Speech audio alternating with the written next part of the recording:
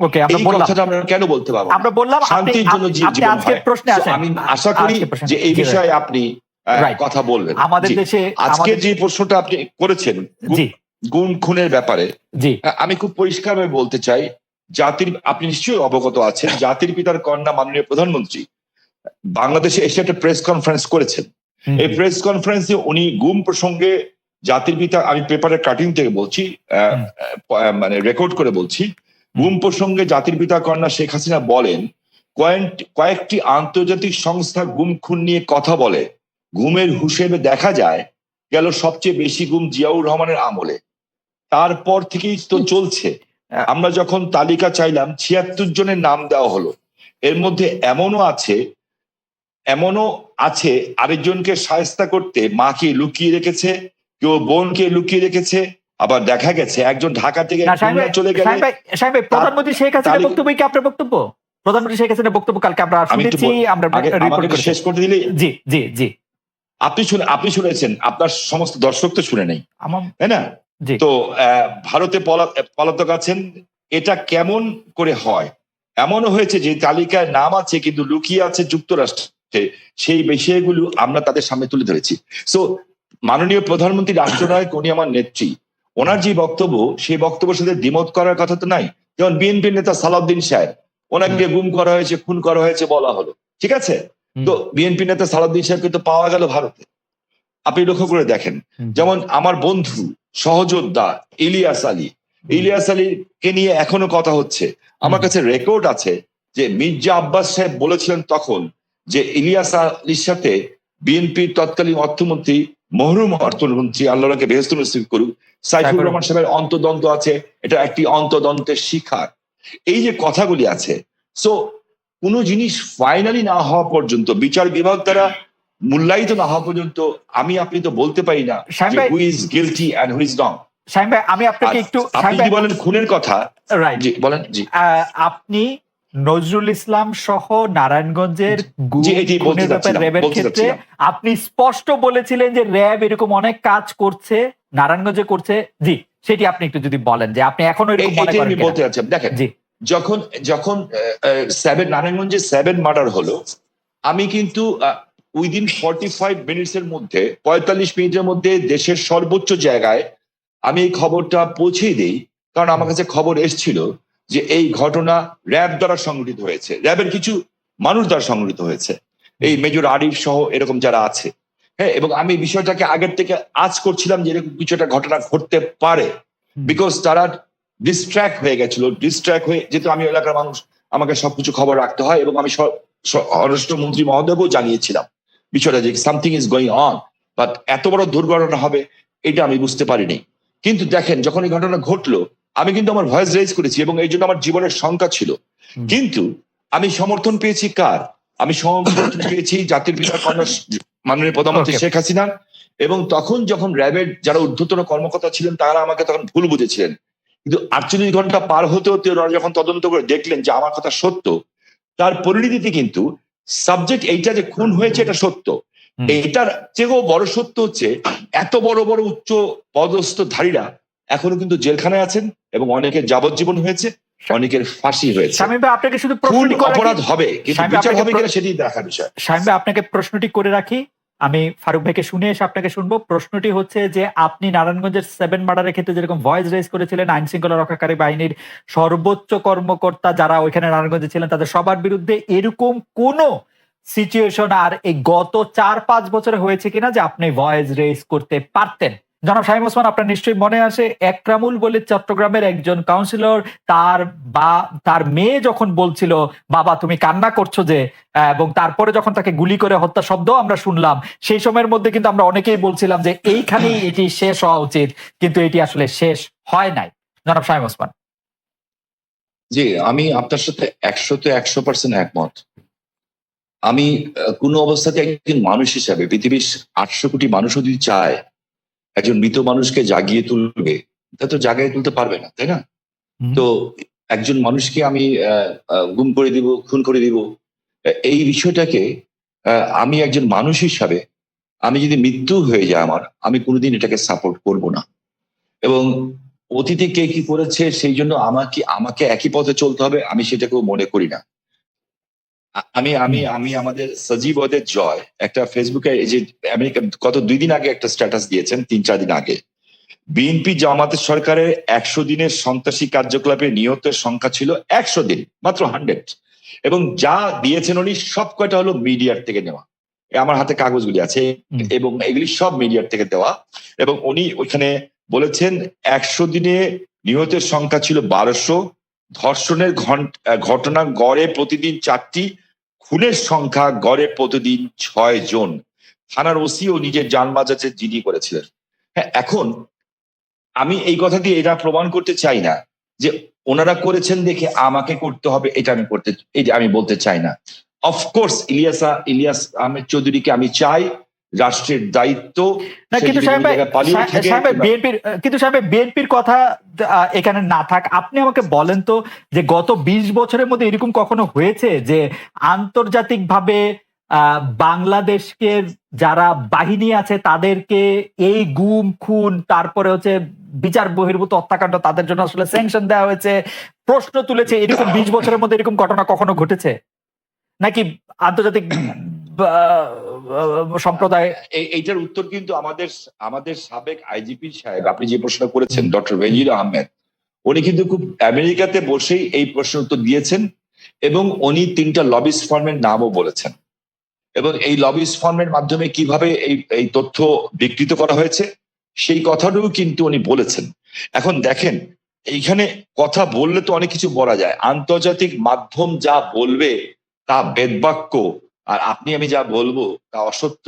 কিন্তু সাহেব, আমি যা বলবো তা অসত্য বা বেদবাক্য না হলো মানে আমাদের কি খালি সরকারের কথাই বিশ্বাস করতে হবে? আমরা বিএনপির কথাও বিশ্বাস করতে পারবো না, কোনো মানবাধিকার সংস্থার কথা বিশ্বাস করবো না, বিদেশি কথা বিশ্বাস করবো না, আমাদের খালি সরকারের কথাই বিশ্বাস করতে হবে? আমরা যেটা চোখে দেখবো এবং যেটা বুঝবো সত্য, আমরা সেটাকেই বিশ্বাস করব এবং সেটাকে বিশ্বাস করা উচিত। আমি আপনাকে একটা জিনিস স্পেসিফিক্যালি বলতে চাই খুব পরিষ্কার ভাবে, আমি একজন হিউম্যান বিং হিসাবে আমি কোনো ধরনের হত্যাকাণ্ডকে আমি সমর্থন করি না এবং করা উচিত তা, তাহলে আমি মানুষ হিসেবেই গণ্য হব না। এখানে একটা লিস্ট আছে আমার কাছে, বিশাল লিস্ট।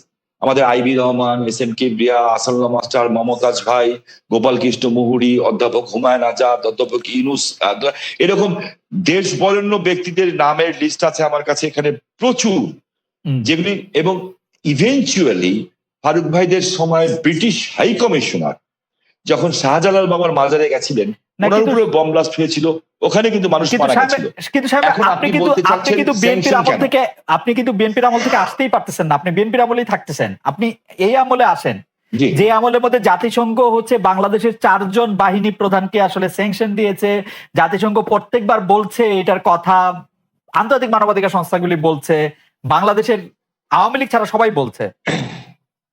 ওকে, এখন যখন ব্যাপারটা এরকম দাঁড়ায় যে অনেক ক্ষেত্রে আপনি শুনেন যে সরকারের পক্ষ থেকে বিএনপির অনেক সমালোচনা করা হয় এবং কেউ কেউ এরকম বলতে চেষ্টা করেন যে বিএনপি কোনো ক্ষেত্রে আওয়ামী লীগের সাথে মিলেও আসলে এই সরকারকে একটু চাপে রাখতে চায়, সেই ব্যাপারটাকে তাহলে আপনি আসলে কিভাবে দেখেন? কারণ আপনি দেখুন, আমি খুব খুশি হতাম আপনি যদি মোর পলিটিক্যাল সাইড গুলোতে যেতেন। জি, আপনি এমন কতগুলো ব্যাপার নিয়ে আসছেন যে বিষয়গুলো কিন্তু আপনার আমি মনে করি যে এই মুহূর্তে এই দেশের জন্য এই বিষয়গুলো খুব একটা ইম্পর্টেন্ট না, বরঞ্চ ক্ষতিকর। ওকে, আমি খুব কিছু ক্যাটেগরিক্যালি বলতে চাই আপনাকে যে এখন আমাদের সামনে যে বিষয়টা সবচেয়ে বড় প্রয়োজন সেটা হচ্ছে যে একদম পিসফুল ট্রানজিশন টু ডেমোক্রেসি। এটা হচ্ছে সবচেয়ে বড় প্রয়োজন। তার জন্য যে সংস্কারগুলো করা দরকার সেই সংস্কার করার জন্য সময়টুকু নেওয়া। আমরা ওই দিকে যেতে পারলে আমরা মনে করি যে জাতির যে চ্যালেঞ্জ মোকাবেলা করছে সেটাকে বহুলাংশে সম্ভবভাবে নেওয়া, একই সঙ্গে আমরা সামনের দিকে এগিয়ে যেতে পারবো। তাহলে কি আপনি সংস্কার নিয়ে একটু কথা বলবেন? কিন্তু আমি আসলে সংস্কার নিয়ে যখন কথা বলতে চাই তখন তো আসলে একটা টাইমলাইন আমার জানতে হবে যে আসলে আপনার সংস্কার আপনার জানতে হবে, কিন্তু আমি তো দিতে নাও পারি। জি জি জি জি, সেটি আপনার জানাটা তো আমার কাছে খুব বেশি ইম্পর্টেন্ট না। ওকে, তাইলে আপনার কাছে ইম্পর্টেন্ট এখন হচ্ছে যে মানে কোনটা, যে এই সরকার? আমার কাছে আমি খুব পরিষ্কার করে বলেছি, জি, আমি মনে হয় যে আমি কোনো অস্পষ্ট নেই। জি, আমি বলেছি যে এই সরকার যে সংস্কারের কাজে হাত দিয়েছে সেই সংস্কারগুলো যারা দ্রুত শেষ করবে, এবং সেটা স্পষ্ট করে বলাও আছে আমাদের যে একটা সুষ্ঠু অবাধ নির্বাচনের জন্য যেটুকু প্রয়োজন সেটুকু করেই তা যাবে, এটা আমাদের বক্তব্য। কিন্তু তাদের মূল যে 6টা কমিশন তারা করেছে সেই 6টা যত দ্রুত করতে পারে আমরা মনে করি সেটা দ্রুতই করে নিয়ে যাওয়া সম্ভব। এটা কোনো ব্যারিয়ার না, নো ব্যারিয়ার। ওকে, আপনি কি মনে করেন যে নির্বাচন সুষ্ঠু করার জন্য সংবিধানে উপপ্রধানপতি, উপরাষ্ট্রপতি, 2বারের বেশি প্রধানমন্ত্রী না হওয়া, সংসদ উচ্চকক্ষ, এগুলি খুব গুরুত্বপূর্ণ? মানে এগুলি না না, আপনি জিনিসটা ব্যাখ্যাটা বোধহয় এমন মনে হয় যে আপনি আপনার মতো করে দিচ্ছেন। ব্যাখ্যা দিচ্ছি। আমরা যেটা সবাই আমরা যেটা লক্ষ্য করেছি সেটা আমরা দেখেছি যে আপনার বাংলাদেশের যে রাষ্ট্র কাঠামো যেটা বারবার পরিবর্তন হয়েছে 72 সাল থেকে আপনার কিছুদিন আগে পর্যন্ত শেখ হাসিনা সেটাকে আপনার তছনছ করে দিয়েছে। এটাকে একটা স্ট্রাকচার আনা দরকার। আগেরটাই যে থাকবে তো মানে নেই। আমরা মনে করেছি এই কাজগুলো হলে এটা আরো সুন্দর হয়, যে কারণে আমরা আমাদের মতো করে আমরা 31 দফা দিয়েছিলাম। সেই 31 দফার প্রেক্ষিতে আমরা এই বিষয়গুলোতে আমরা এসেছি। আমরা রাষ্ট্রপতি প্রধানমন্ত্রীর যে আপনার ক্ষমতার ভারসাম্য সেটাকে রক্ষা করতে চেয়েছি, এবং একই সঙ্গে আমরা মনে করেছি যে উপরাষ্ট্রপতি হলে সেখানে আরেকটা ব্যালেন্স তৈরি হয়। আমরা মনে করেছি যে আপনার উপপ্রধানমন্ত্রী হলে সে আরেকটা ব্যালেন্স তৈরি হয়, একটা মন্ত্রীদের মধ্যে প্রধানমন্ত্রীদের মধ্যে ক্ষমতার ভারসাম্য সৃষ্টি হয়। Democracy and parliament form of democracy, এটা তো আপনার কারো কাছে সুনির্দিষ্ট একক ব্যক্তির হাতে ক্ষমতা থাকে না, right? Parliamentary form of democracy বেশি করে সেই জিনিসটাই আমরা করার চেষ্টা করেছি। আপনি আসলে এটি আমাদের স্বীকার করতেই হবে যে আপনি বরাবরই এই ব্যাপারে কনসিস্টেন্ট। আপনি সারা এই ব্যাপারটি এমন কি অগস্টে শেখ হাসিনা পালিয়ে যাওয়ার পর সেই অগাস্ট থেকে আপনি বলে আসছেন যে আওয়ামী লীগকে বাদ রেখে নিষিদ্ধ করে নির্বাচন, গণতন্ত্র ঠিকঠাক চর্চা হবে না। আমি প্যারাফ্রেজ করছি, correct me if I am রং। প্রধান উপদেষ্টা ডক্টর মোহাম্মদ ইউনূসও সম্প্রতি সরাসরি বলেছেন বিএনপি যেহেতু চায় না সেহেতু আওয়ামী লীগকে নিয়েই নির্বাচন হবে। আওয়ামী লীগ নিয়ে আপনাদের এই অবস্থানের কারণ কি? প্রতিপক্ষের নিষ্ক্রিয়তার মধ্যে আমার মনে হয় এই জায়গায় বলতে আমি বাধ্য হচ্ছি, এই জায়গায় বলতে আমি বাধ্য হচ্ছি যে প্রফেসর ইউনূস সাহেব সঠিক, আমরা যেটা বলেছি সেটা সঠিকভাবে তিনি প্রেজেন্ট করেন নাই। কারণ আমরা চাই এ কথা আমরা কোথাও বলিনি। আমরা বারবার এই একটা কথাই বলে এসেছি যে আওয়ামী লীগ একটা রাজনৈতিক দল, সে রাজনীতিতে থাকবে কিনা, নির্বাচন করবে কিনা, it will be decided by the people, not by any particular political party. আমি একটা রাজনৈতিক দল, আওয়ামী লীগ একটা রাজনৈতিক দল। আমি মনে করি এটা আমাদের জন্য শোভনীয় নয়, শালীন নয় যে আরেকটা দল থাকবে কি থাকবে সেই সম্পর্কে কমেন্ট করা। ওকে, পরিষ্কার। নির্বাচনেই সিদ্ধান্ত হবে যে আওয়ামী লীগ থাকবে কি থাকবে না। তাহলে হচ্ছে যে আপনাদের সাথে এইটা নিয়ে ডক্টর ইউনূসের আসলে সেই অর্থে কথা হয় না। আপনি বললেন যে সেটা আসলে হয়তো উনার কাছে ভুল উপস্থাপন করা হয়েছে বা উনি ভুল বুঝেছেন। আমি জানি না উনি কিভাবে বলেছেন, এটা উনার বক্তব্য, কিন্তু আমরা এই ধরনের কোনো বক্তব্য দিইনি। দর্শকদের মধ্যে অনেকেই একটি প্রশ্ন করছেন, একটু যেটি হচ্ছে যে আপনি গত 15 বছরের, বা যদি আমি বলি যে শেষ 7-8 বছরে আপনি অনেক বেশি যার সাথে মাঠের রাজনীতিতে আপনার কথার লড়াই হয়েছে, সে ওবায়দুল কাদের সাহেব একবার বলেছিলেন যে আপনার বাসায় গিয়ে উঠবেন এবং উনি এখন কোথায় আছেন সেটি জানেন না। আপনি জানেন কিনা এটি কেউ জানতে চাইছেন। আমি এই ধরনের আপনার কাছে আশ্রয় চেয়েছিলেন কিনা তিনি, আর কি প্রশ্নটা অনেকটা। আমি এই ধরনের প্রশ্নের উত্তর দেই না। ওকে, এটাকে আমি মনে করি যে রাজনীতিটা এটা খুব ইম্পর্টেন্ট না। ওকে, ঠিক আছে, আমি নেক্সট প্রশ্নে যাই। প্রশ্নে যাওয়ার আগে আসলে আপনার একটি কোট নিয়ে আমরা দর্শকদের কাছে জানতে চাইছিলাম যে সংবিধান সংস্কার হতে হলে নির্বাচিত সংসদ দরকার বলেছিলেন জনাব মির্জা ফখরুল ইসলাম আলমগীর। এই অবস্থান সঠিক বলে মনে করেন কিনা? এই অবস্থান সঠিক বলে মনে করছেন শতকরা 35% দর্শক, শতকরা 65% দর্শক মনে করছেন যে এই অবস্থান সঠিক নয়। 75,000 দর্শকের মধ্যে ভোট দিয়েছেন। আপনি এটা নিয়ে মন্তব্য করলেও করতে পারেন। অনেকেই মনে করছেন যে আগে সংস্কার হওয়া উচিত, পরে নির্বাচন হওয়া উচিত। এই ব্যাপারটিতে কি আপনার কাছে মনে হয় যে এটিতে আসলে কোন একটা রেফারেন্ডাম দেওয়া উচিত, বা এটি আসলে? দেখুন, রেফারেন্ডাম দিলেও তো আপনার কনস্টিটিউশন অ্যাসেম্বলি লাগবে। রেফারেন্ডাম দিবে কে? আপনার মূল জায়গাগুলোতে আপনার ওইভাবে আলোচনা করলে করতে আসলে না আপনার যে আসলে এই সিদ্ধান্তগুলো নিতে হবে তো একটা ইলেক্টেড বডি। রাইট। সেই ইলেক্টেড বডি কনস্টিটিউশন অ্যাসেম্বলি হতে পারে, পার্লামেন্ট হতে পারে। আপনি সংবিধান যখন আপনি পাস করবেন, সেই সংবিধান পাসটা করবে কে? করবে, হুইজ দ্য অথরিটি? সংবিধান নিয়ে যখন কথা উঠলো তখন আরেকটা জনপ্রিয় কথা এরকম যে এই সরকারের আসলে সংবিধানের এত অনুগামী হওয়া দরকার ছিল না যে আসলে সংবিধানটাকে, আপনি কি এটা কেন সরকারের সংবিধান নিয়ে অনুগামী হওয়া দরকার ছিল না কেন? কারণ এটি ফেসিস্ট হাসিনার সংবিধান, মানে যারা যেটি বলছেন সেটির কথা আমি বললাম আর কি। বিষয়টা তো ঠিক, ফ্যাসিস্টের সংবিধানকে আপনি বিপ্লব করে উড়িয়ে দেন, বাতিল করে দেন, সেটা আপনারা করেন নাই। সেটা তো এই সরকার করে নাই বা তারা করতে পারে নাই। এটা যদি আপনার বাতিল করে দিত, সংবিধানকে উড়িয়ে দিত, একটা বিপ্লবী সরকার গঠন করতো, তাহলে এই প্রশ্নগুলো আসতো। এখন এই প্রশ্নগুলো অবান্তর।